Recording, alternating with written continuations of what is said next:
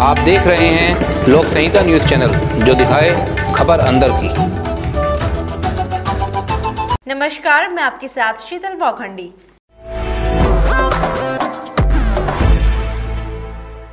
आगरा की तहसील एतमादपुर के थाना बरहन क्षेत्र में बरहन प्रधान का पति विजय सिंह मनरेगा मजदूरों का उत्पीड़न कर रहा है, तो वहीं मनरेगा मजदूरों को आज काम करने से मना भी कर दिया गया, जिस पर मजदूरों ने सड़कों पर उतरकर प्रधान का विरोध करने लगे। और मजदूरों का आरोप है कि हमें सुबह 4 बजे बुलाकर काम कराता है, उसके बाद भी अभी तक हमें राशन और मजदूरी नहीं मिली है, जो कि मनरेगा के अंतर्गत आती है।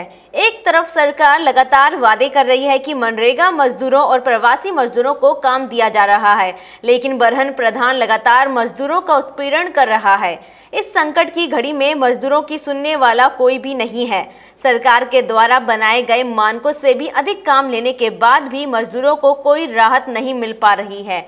वहीं जिम्मेदार अधिकारी भी इस पर कोई ध्यान नहीं दे रहा है, तो वहीं मजदूरों को खाने के लिए राशन नहीं मिल पा रहा है और उनके बच्चे भूखे प्यासे बिलखते दिखाई दे रहे हैं।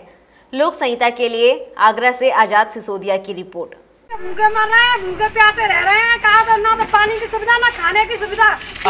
आज प्रधान ने काम की मना कर दिया। मना कर दिया, पामरे लेके लौटे आए हैं और क्या है। 3 बजे बुला के 8 मीटर देते हैं, हमको भी नाप के देते हैं इतना 8 मीटर। अच्छा, जो सरकार के द्वारा पैसा बताया गया वो पैसा मिल रहा है आप लोगों को?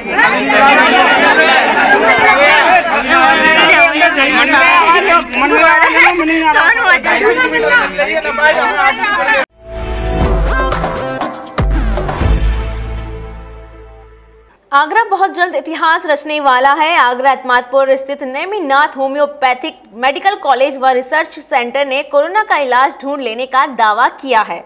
अस्पताल के इलाज से 90% कोरोना संक्रमित ठीक होकर घर जा चुके हैं। सिर्फ 7 मरीजों का इलाज जारी है।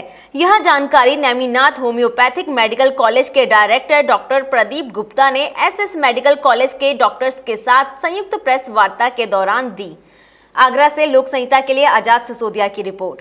देखिए, जब डॉक्टर गुप्ता सर हमारे यहाँ आए फर्स्ट टाइम प्रपोजल लेके कि जो हमारे यहाँ पेशेंट पॉजिटिव पेशेंट जो कोविड के एडमिटेड हैं, उनमें अगर होम्योपैथिक दवाएं का इस्तेमाल एलोपैथिक दवाओं के साथ किया जाए तो कोई बेनिफिट उन मरीज़ों को होगा या नहीं होगा। ये बहुत चैलेंजिंग टॉपिक था, क्योंकि आजकल जो महामारी फैली हुई है उस महामारी का हमारे पास कोई अचूक इलाज नहीं है। रियल क्या निकल के आया?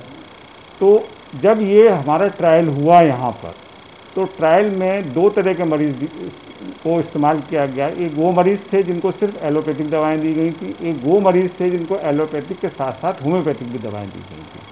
तो जो मरीज़ एलोपैथिक के साथ साथ होम्योपैथिक दवाएँ ले रहे थे, उन मरीज़ों में जो साइन और सिम्टम्स थे वो वक्त से पहले जो थे ठीक होते दिख रहे हैं।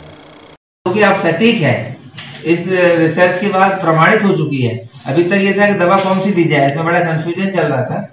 तो आज से पहले जब मौसम ठंडा था तो आर्सेनिक दवा एकदम सटीक थी, वो बहुत कारगर थी, ज्यादातर जगह वही दी गई है। भारत सरकार की एडवाइजरी वही थी आयुष मंत्रालय की। लेकिन अभी जो मैं अपनी रिसर्च के आधार पर कह रहा हूँ कि इस क्षेत्र में हो सकता है और क्षेत्रों में आर्सेनिक कारगर हो, लेकिन हमारे क्षेत्रों में जहाँ गर्मी ज्यादा है वहां पर ब्रानिया ही कारगर है। और आपके माध्यम से मैं सारे लोगों को कहना चाहता हूँ कि नेमिनाथ होम्योपैथिक मेडिकल कॉलेज में ये दवा सभी लोगों के लिए निःशुल्क उपलब्ध है, वो आकर के प्राप्त कर सकते हैं। और जो संस्थान है, पुलिस है, प्रशासन है और आप लोग हैं जो भी लेना चाहते हैं, उन सबको निःशुल्क उपलब्ध है।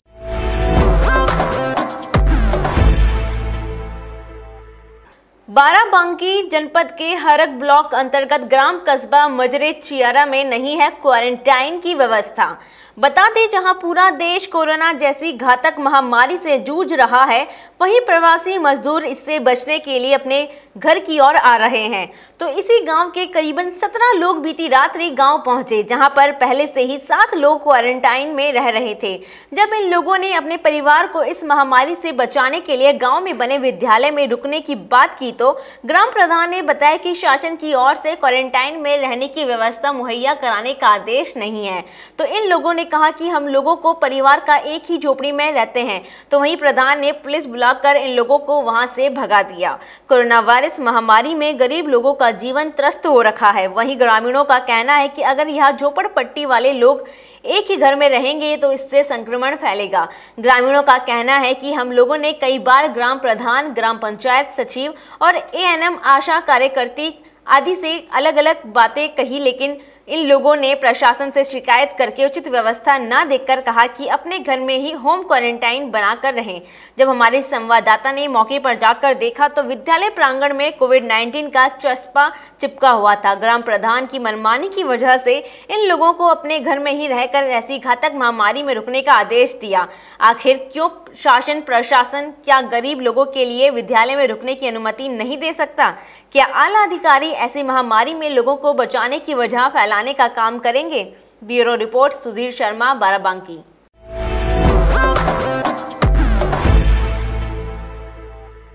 बाराबंकी टिकैत नगर पंचायत की अधिशासी अधिकारी की बहुत बड़ी लापरवाही सामने आई है। पूरा मामला टिकैत नगर के रानी मुन्नी देवी सब्जी मंडी का है, जहां सब्जी मंडी में सोशल डिस्टेंसिंग का कोई पालन नहीं हो रहा है। लगातार सोशल डिस्टेंसिंग की धज्जियां उड़ाई जा रही हैं, जहां दूसरी तरफ बिक्री गुटखा तंबाकू की सार्वजनिक खुलेआम बिक्री हो रही है।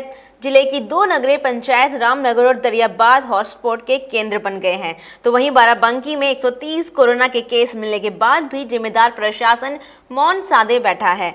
जिलाधिकारी और पुलिस अधीक्षक का आदेश भी लोग मानने को तैयार नहीं है।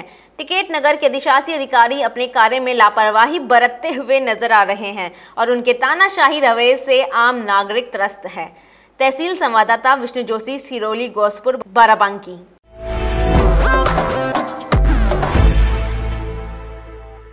कोतवाली थाना क्षेत्र के वहा अड्डा में पटाखे बनाने की फैक्ट्री में पुलिस ने छापा मारा है, जहां से भारी मात्रा में अधबने पटाखे बरामद हुए हैं और साथ ही नाबालिग लड़कों और महिलाओं समेत 16 मजदूर पटाखे बनाते मिले।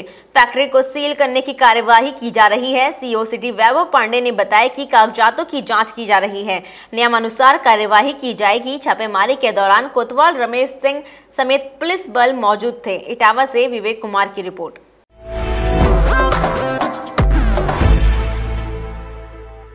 बकेवर इटावा में कोरोना वायरस के चलते लॉकडाउन का पालन कराते हुए कस्बा लखना में प्रजापिता ब्रह्मा कुमारी ईश्वरीय विश्वविद्यालय की ओर से कोरोना योद्धाओं के रूप में थानाध्यक्ष बच्चन सिंह सिरोही और एसएसआई सुरेश सिंह, चौकी प्रभारी प्रशांत द्विवेदी व हेड कांस्टेबल ओमकार, विष्णु कुमार, अंकित कुमार, नरेंद्र कुमार के साथ समस्त स्टाफ का स्वागत और सम्मान किया गया, जिसमें सोशल डिस्टेंसिंग का पालन करते हुए बहन ब्रह्मा कुमारी वंदना के द्वारा सैनिटाइजर और फल फूल प्रदान कर सभी का सम्मान किया गया।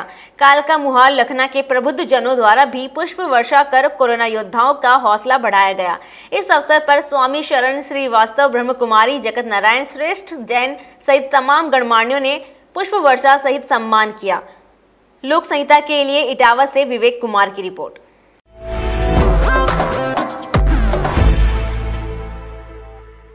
वट सावित्री व्रत जेठ मास की अमावस्या के दिन मनाया जाता है। पति की लंबी आयु के लिए महिलाएं वट सावित्री व्रत रखती हैं। कहा जाता है कि वट सावित्री के दिन सावित्री ने यमराज से अपने पति सत्यवान के प्राण की रक्षा की थी। प्रसन्न होकर यमराज ने सत्यवान के प्राण लौटा दिए थे। चने लेकर सावित्री सत्यवान के शव के पास आई और सत्यवान जीवित हो गए। वट सावित्री व्रत के पूजन में चना पूजन का नियम है। वट वृक्ष को दूध और जल से सींचना चाहिए। वट सावित्री के दिन महिलाएं सुबह सवेरे स्नान करके पूजन श्रृंगार करती हैं। बरगद के पेड़ की पूजा क्यों होती है? वट सावित्री व्रत में बरगद के पेड़ का महत्व अधिक है। धार्मिक मान्यता के अनुसार सनातन संस्कृति में ऐसा माना जाता है कि बरगद के पेड़ पर ब्रह्मा, विष्णु और महेश तीनों देवताओं का वास होता है। इस दिन विवाहित महिलाएं कुमकुम लगाती हैं। विधि विधान के साथ वट वृक्ष की पूजा की जाती है। ऐसा करने से महिलाओं को अखंड सौभाग्य की प्राप्ति होती है। वट सावित्री का व्रत महिलाओं के द्वारा वट सावित्री व्रत त्रयोदशी तिथि से प्रारंभ हो जाता है। हालांकि कुछ महिलाएं केवल अमावस्या के दिन व्रत रखती हैं। इस दिन वट वृक्ष की पूजा के साथ साथ सावित्री सत्यवान की पौराणिक कथा को भी सुना जाता है। पौराणिक मान्यता के अनुसार कहा जाता है कि सावित्री ने वट सावित्री के नीचे ही अपने मृत पति सत्यवान को जीवित किया था, इसलिए इस व्रत का नाम वट सावित्री पड़ा। व्रत की पूजन के लिए थाली में प्रसाद जिसमें गुड़, भीगा चना, आटे से बनी मिठाई, कुमकुम, रोली मोली, पल पान का पत्ता, धूप, घी का दिया लेके एक लोटे में जल और एक हाथ का पंखा लेकर बरगद के पेड़ के नीचे बैठते हैं। इसके बाद सबसे पहले बरगद के पेड़ के जड़ पर जल चढ़ाना चाहिए, फिर धूप जलाएं। इसके बाद इसकी परिक्रमा करनी चाहिए और कच्चे धागे से और मौली धागे को 7 बार बांधे और प्रार्थना करें, फिर पति के पद होकर आशीर्वाद लें। अमावस्या के दिन है, आज पति का पूजा है और बरगद में होता है और पूड़ी, पुआ, गुलगुला, चना और खरबूजा, माला, कुखरी यही सब चढ़ावा जाता है। पति का पूजा है, पैसा सब लोग मिलकर ये पूजा करते हैं। इस शादी के बाद में पूजा होता है, 27 साल पूजा करते हो गए। आगे भी खबरों का सिलसिला यूं ही जारी रहेगा। देखते रहिए लोक संहिता। नमस्कार।